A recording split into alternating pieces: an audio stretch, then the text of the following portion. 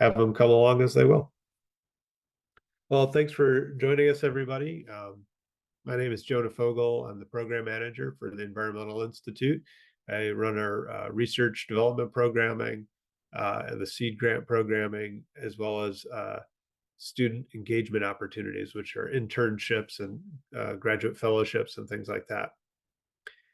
Today, we're going to be talking about our seed grant funding program and give you a bit of an overview of each of the programs and hopefully stimulate a conversation with attendees to be able to answer any questions they may have about the application process.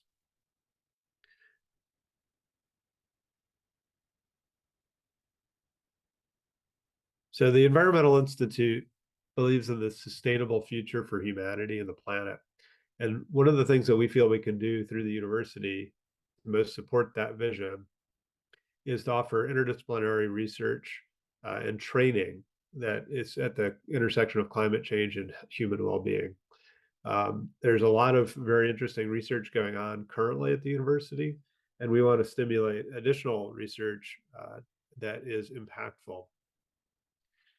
The Institute was started back in the fall of 2017, originally as the Environmental Resilience Institute. We've recently received some additional funding and now are known as the Environmental Institute. So we've evolved over the last 6 years, and our portfolio of programming has changed and grown over the years.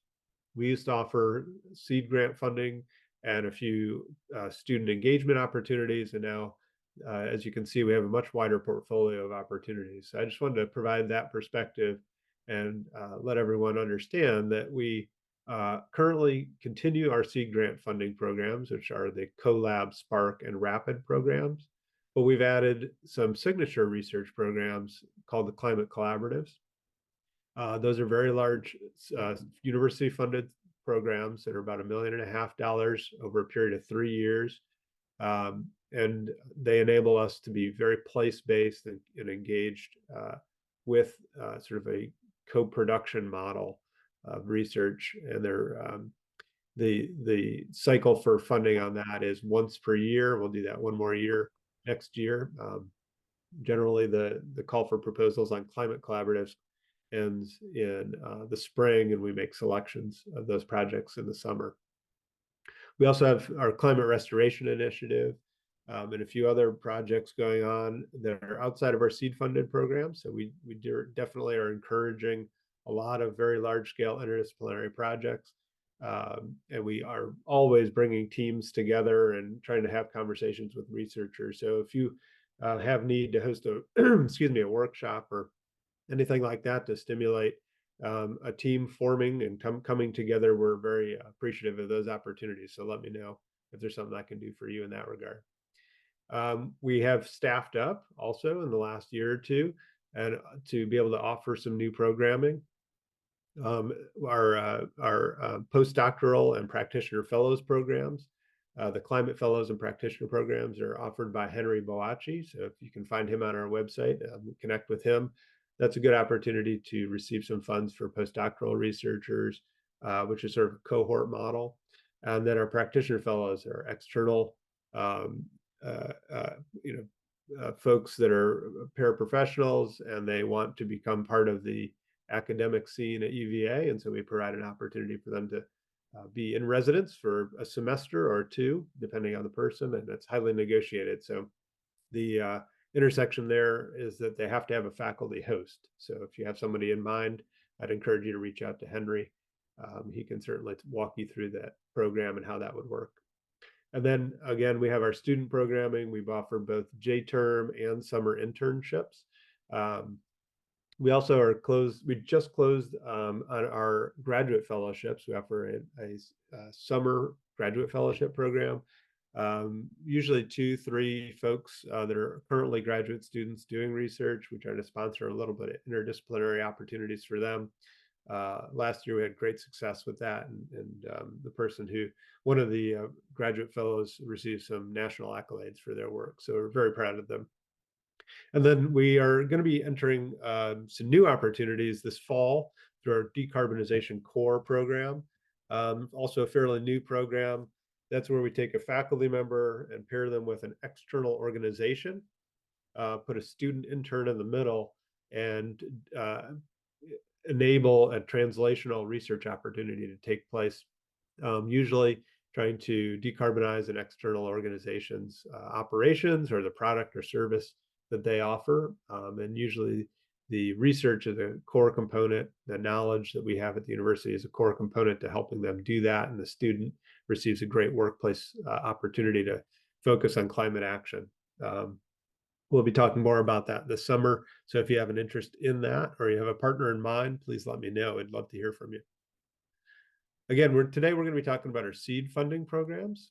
We offer two of our programs on a twice annual solicitation process, and then our third program is sort of ongoing. It's an opportunity fund. So I'll walk through these to give you a little bit more context, and we can look at some examples too. So our CoLab program, we offer this in May and October. Our next deadline for that is May 17th, so not too many weeks away, but it's not a very long application process.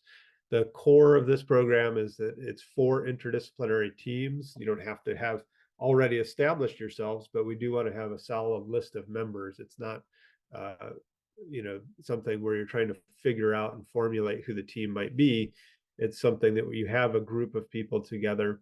You have a very strong concept of how you might work together on a specific project, and you're looking for seed funding to really get to the next level. The CoLab program is scored on a couple of different criteria. So if you want to go after one of these, they're becoming very competitive now. We really want to see strengths in being able to have good alignment with external funding opportunities. We want to see that it is impactful research, that it's both strong interdisciplinary components, but also has an external real world implication. So when you're writing your proposal, try to focus in on those elements. The Spark grant kind of precedes that in its intention. We're looking for what I refer to as champions. So we want maybe a single researcher that has a really great idea or a specific target area that they're trying to go after, but they haven't yet formulated the specific membership of a team. So we wanted to offer $30,000 for a 1-year period, where they can do some activities or preliminary research, which enables them to bring some attention to an issue or a specific research area and form that team that they can then go after external funding around. So it's a little bit earlier stage, maybe novel in its implication, something where you have an idea of a program you might want to go after for an external funding source, but not nearly as targeted yet. And you're trying to figure out exactly what research you need to do to be strong in terms of being able to get external research. Again, highly interdisciplinary. I would say a little bit less focus on place-based or community engaged research, but certainly that style of research is very much appreciated and welcome. The third research program we have for you is the RAPID grants.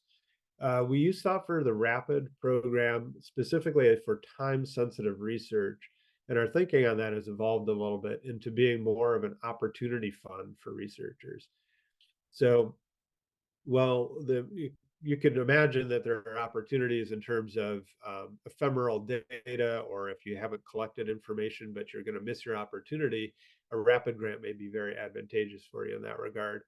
But it could also be that, and we want you to sort of encourage proposals in this area where an opportunity could be broader than that, where you might miss out on an opportunity to partner with an external organization, or you might miss an opportunity to capture resources that could help you work with a specific graduate student in a situation.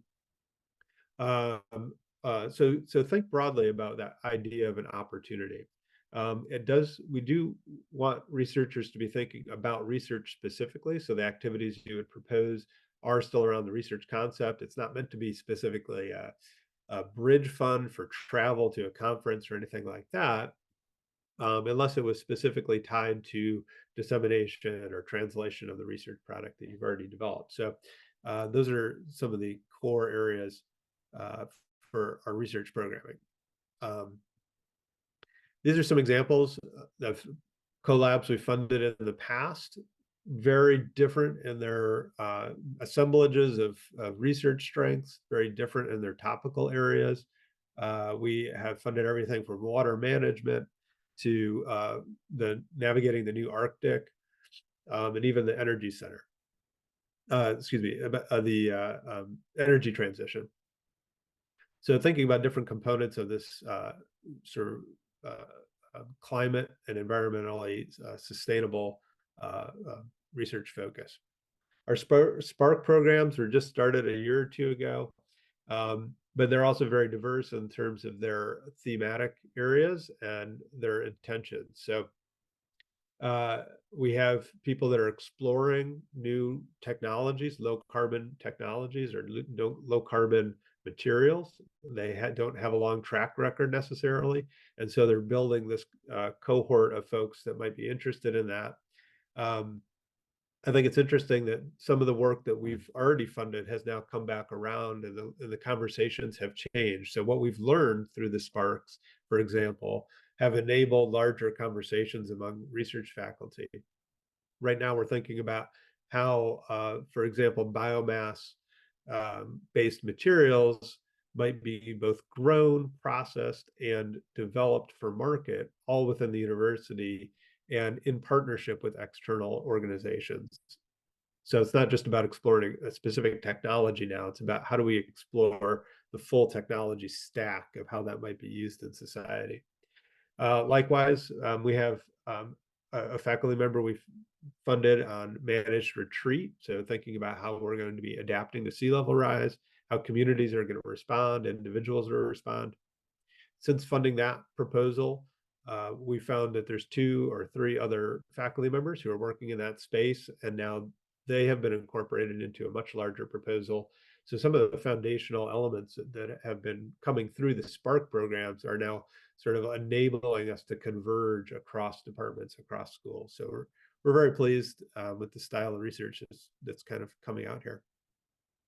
And this again, rapid grants of everything from responding to what happened after a hurricane, through economics, to being able to understand how human societies respond and are resilient against disruptions in the environment. So lots of opportunity there. As I said at the beginning of this conversation, we have specific programs that we offer, but we are very much responding to what we're seeing both internal to the university and through funding streams. So we see a lot of federal funding programs that are asking for team-based research, community engagement, lots of use-based or use-inspired research is sort of a phrase that gets thrown around quite a bit. And what that means is that research isn't as sort of ivory tower empirical as it or as esoteric as it used to be. We now really need to be able to demonstrate in our proposals how we are working directly with communities, how we are very good at being able to work across disciplinary boundaries, and what we do to support teams in those areas. So I am happy to sit down with researchers and talk one-on-one. I've recently had a couple of researchers reach out to me and say, hey, could you help us host a workshop? We need help putting that together. I'm happy to do that.